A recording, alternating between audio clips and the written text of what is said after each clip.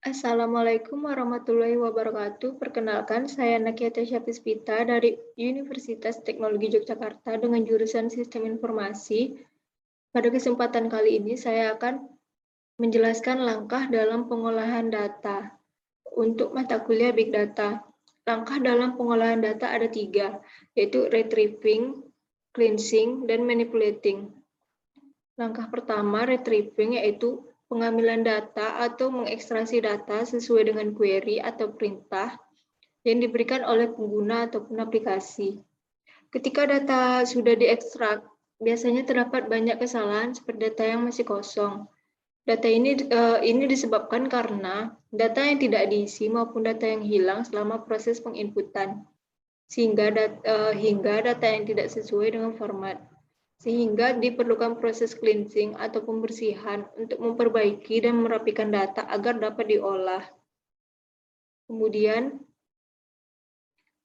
cleansing atau pembersihan data merupakan proses yang dilakukan untuk membersihkan, merapikan, hingga memperbaiki data agar dapat digunakan untuk proses pengolahan atau manipulasi data. Pengolahan data dapat berupa perbaikan, pengisian, hingga penghapusan data. Data yang sudah dibersihkan akan menghasilkan data yang berkualitas. Ciri-ciri data yang berkualitas yaitu akurat, konsisten, valid, dan komplit. Kemudian yang tahap terakhir yaitu manipulating. Manipulating atau manipulasi data merupakan proses yang dilakukan untuk memodifikasi dan mengambil data pada suatu basis data.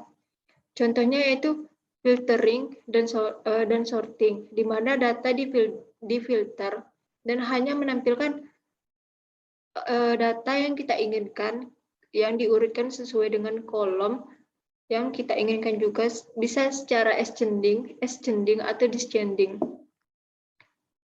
Selanjutnya, kita buka aplikasi RapidMiner Studio. Untuk memulai sebuah proses, kita pilih yang blank atau memulai proses baru yang masih kosong. Kemudian kita pilih yang import data. Di bagian repository kita pilih import data. Kemudian di mana data kalian disimpan, kalian cari saja sesuai dengan tempat yang penyimpanan kalian. Di sini punya saya dengan nama supermarket sales. Kemudian kita pilih next. Nah, ini data yang sudah dimasukkan. Di bagian sini ada sheet. Kebetulan punya saya hanya satu. Kalau kalian ada lagi sheet yang lain, kalian bisa memilih, terserah kalian mau milih yang mana. Kemudian untuk kolomnya, kalian bisa memilih. Di sini kolom punya saya dari A sampai P. Kalian bisa memilih kolom mana saja yang kalian mau. Misalnya mulai dari A hanya sampai H atau hanya sampai I, maka hanya kolom dari A sampai I yang terpilih. Karena saya akan memilih semuanya, maka saya pilih sampai P. Kemudian kita pilih next. Dari 1000 data yang saya punya, di sini hanya ditampilkan 100 data yang terpilih. Dan di sini kalian bisa memilih tipe data yang kalian inginkan. Cara mengubahnya yaitu di ini yang bagian panah ini, di change type. Kemudian kalian bisa pilih polinomial, yaitu untuk bilangan yang lebih dari 2, binominal untuk yang 2, real yaitu bilangan asli. Asli maksudnya itu apapun yang ada di sini maka itu yang tertulis. Kemudian integer, bilangan bulat. Date type ini gabungan antara waktu dan tanggal. Date untuk tanggal, time untuk waktu. Di bagian ini invoice ID saya menggunakan polinomial karena dia lebih dari 2. Untuk branch saya juga menggunakan polinomial. Untuk city begitu juga. Sampai di bagian harga, karena ini harganya bukan merupakan mata uang rupiah, jadi saya menggunakan yang polinomial. Kemudian untuk kuantitas, saya menggunakan integer bilangan bulat. Kemudian untuk pajaknya, untuk real, nih di sini dia tanda tanya seperti ini, tandanya data tersebut masih kotor, belum dilakukan pembersihan. Kemudian untuk total tetap real, ini date, saya menggunakan tipe data date, untuk time, tipe data time. Kemudian untuk rating, saya akan menggunakan yang integer saja agar dia menjadi bilangan yang bulat. Jika sudah kalian memilih tipe data yang kalian inginkan, kalian bisa melakukan next. Kemudian kalian simpan data tersebut sesuai yang kalian inginkan. Saya akan simpan di local repository di bagian data. Kemudian kita klik finish. Karena kebetulan sudah ada, saya akan mengganti nama, menggantinya dengan yang sudah ada. Ini tampilan yang sudah kita import datanya. Ada 1000 data.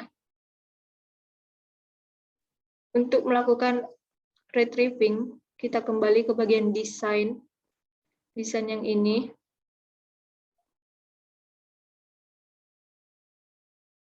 Kemudian di bagian repository,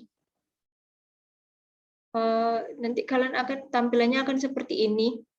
Kemudian kalian pilih di tempat penyimpanan kalian, punya saya di local repository, kemudian di bagian data.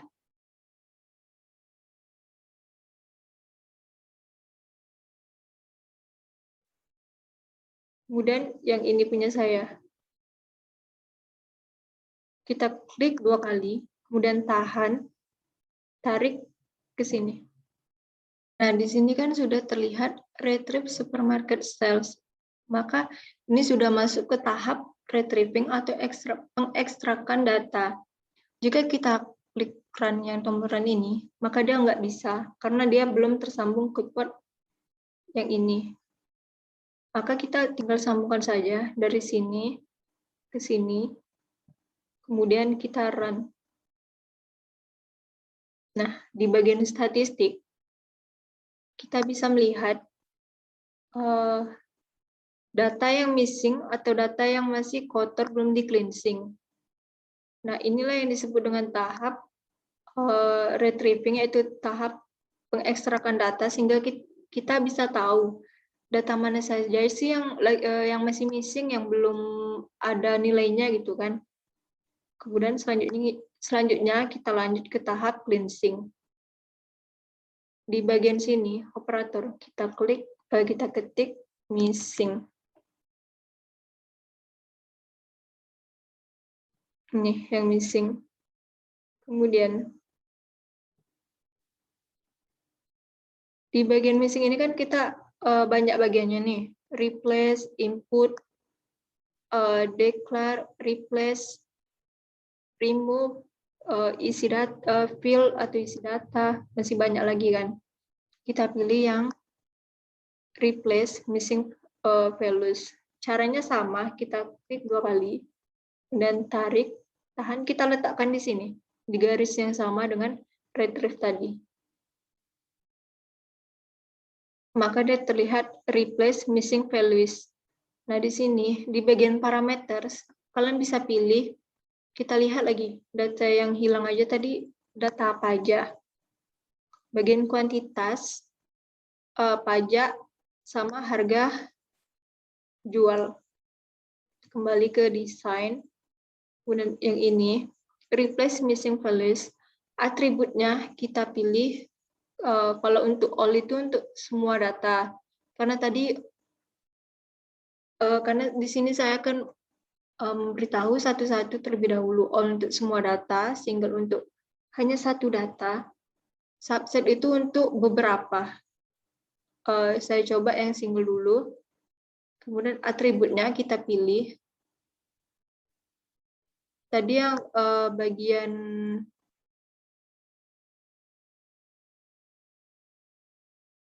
bagian teks, bagian pajak ya, pajak. Kemudian di sini defaultnya kita pilih saja rata-rata, karena kalau kita pilih yang minimum atau maksimum, kita tidak tahu data tersebut. Jadi kita kalau kita pilih value, di sini kita harus mengisi berapa jumlah datanya. Kan kita tidak tahu nih pajaknya berapa, jadi kita pilih saja yang average.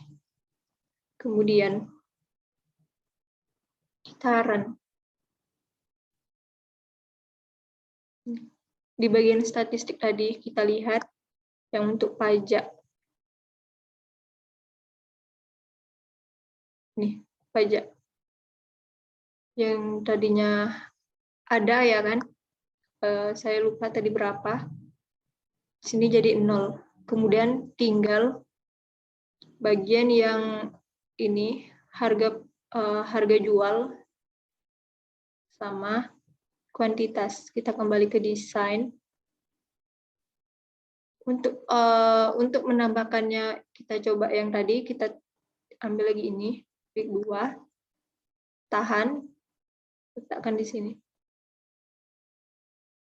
Ini kan, ini yang pertama, replace missing yang pertama, ini replace missing yang kedua. Yang di sini kita coba yang subset. Subset itu terdiri dari beberapa atribut. Kita pilih ini, select atribut. Kemudian, tadi kan kita yang kuantitas sama ini, harga jual. Nih. Kemudian kita klik yang arah panah ke kanan. Sehingga dia terletak di sebelah kanan. Jika kalian salah memasukkan, misalnya gender kalian masukkan sebelah sini. Kan dia nggak ada yang missing, jadi kalian kembalikan saja yang ini, yang panah ke arah kiri, ke arah tempat semula. Jika sudah seperti ini, kalian klik saja apply. Yang bagian defaultnya tetap average, kemudian kita run. Kita lihat bagian statistik, kemudian kita lihat. Sudah tidak ada data yang missing atau data yang kosong. Berarti datanya sudah keisi semua dan datanya sudah bersih. Untuk tahap selanjutnya yaitu kita ke tahap manipulating. Contohnya kan tadi filter. Kita klik sini filter. Kita cari ini filter. Ini jangan sampai salah pilih ya. Kita pilih filter example. Klik 2 kali, tarik, kemudian letakkan di sini. Nah, di sini filters, kita klik add filters. Kemudian di sini, kalian bebas di sini mau pilih kolom yang mana. Di sini tuh tujuannya itu untuk menunjukkan misalnya seperti branch. Ini equals nih sama dengan, ini tidak sama dengan, ini yang termasuk, ini yang tidak termasuk gitu. Ini tinggal kalian pilih. Kalian mau milih branch yang A, B, atau C. Sehingga nanti di datanya itu akan menunjukkan, oh jadi ini nih yang datanya yang ada di branch A saja gitu. Kita coba yang A. Kemudian oke. Kita coba run. Nah, ini kan data yang ada di branch yang A semuanya kan. Sebelumnya kan datanya yang branch-nya ada yang A, B, sama C. Pada kesempatan kali ini branch-nya yang ditunjukkan hanya bagian A. Kemudian kita coba lagi ya untuk filternya. Kita tambahkan filternya.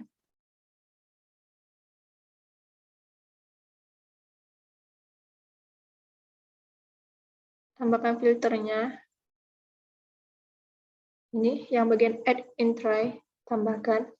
Ini kita coba lagi yang misalnya untuk di kota mana yang kita mau.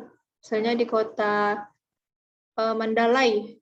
Oh, jadi di kota Mandalay untuk branch A itu ada sekian datanya. Kemudian kita tambah lagi. Kemudian yang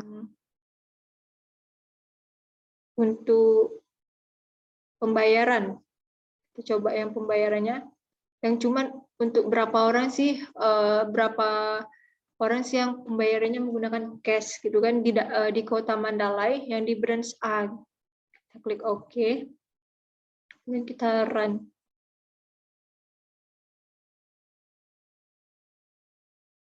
Oh, berarti di sini di kota A di branch A di kota Mandalay untuk yang pembayaran secara cash itu nggak ada. Kemudian kita coba lagi yang lain. Filters yang ini, paymentnya kita ubah menjadi yang kredit. Ini kita ubah menjadi yang on. Di sini bebas ya, kalian mau pilih yang mana, kemudian klik OK. Kita coba run. Nih, baru muncul dah kan. Ketahuan nih, yang di branch A, di kota Yangon, yang pembayarannya dengan kredit. Dengan menggunakan kartu kredit. Seperti ini dah. Kemudian mau kita coba lagi untuk lihat datanya.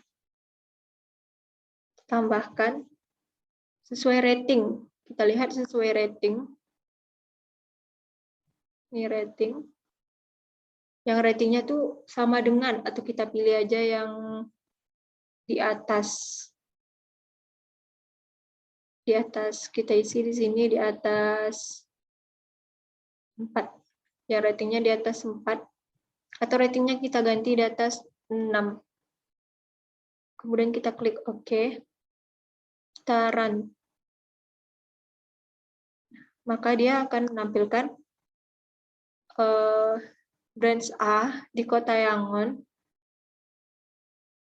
dengan pembayaran kredit dengan rating di atas 6. Di sini nggak ada ya yang ratingnya 6 ataupun di bawah 6, karena kita pilihnya kan yang tanda lebih dari, bukan yang tandanya lebih dari sama dengan. Kemudian kita coba lagi. Untuk bagian customer type, kita pilih nih. Untuk yang member, kita lihat di branch A di kota Yangon. Untuk pembayaran kredit card dan untuk rating di atas 6, yang di anggota member itu berapa sih gitu kan. Kita OK, kemudian kita run. Ini semua adalah member, kemudian di kota sama branch. Kita coba lagi.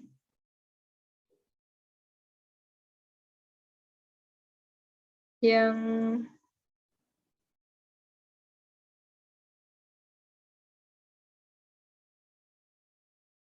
kita coba lagi yang gender atau jenis kelamin.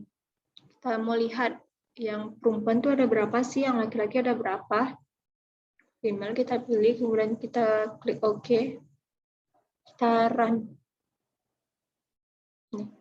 Hanya 9 orang perempuan yang di kota Yangon, yang di branch A, yang dia menggunakan member dan pembayarannya menggunakan kartu kredit, yang bintangnya itu di atas 6. Nggak ada yang di bawah 6. Kemudian kita coba yang sorting. Untuk manipulating data yang sorting.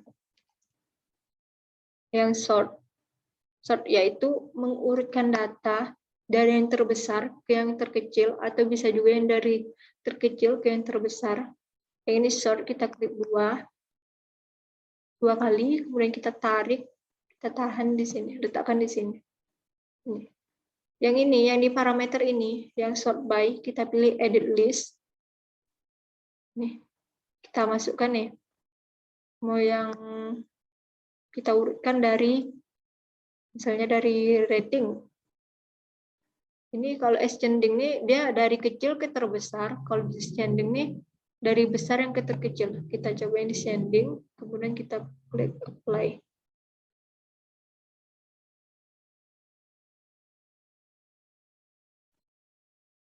Yang untuk di branch A, yang ratingnya lebih dari sama dengan 6, yang sama dengan 6, lebih dari sama dengan 6, maka ini dia datanya.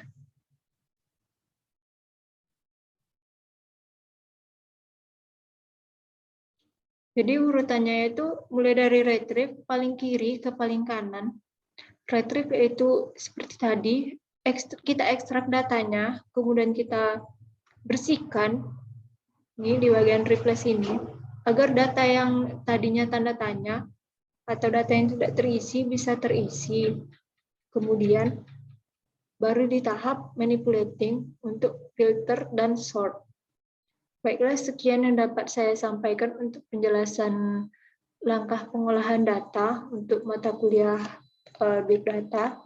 Semoga penjelasan saya dapat membantu kalian semua. Saya akhiri dengan Assalamualaikum warahmatullahi wabarakatuh.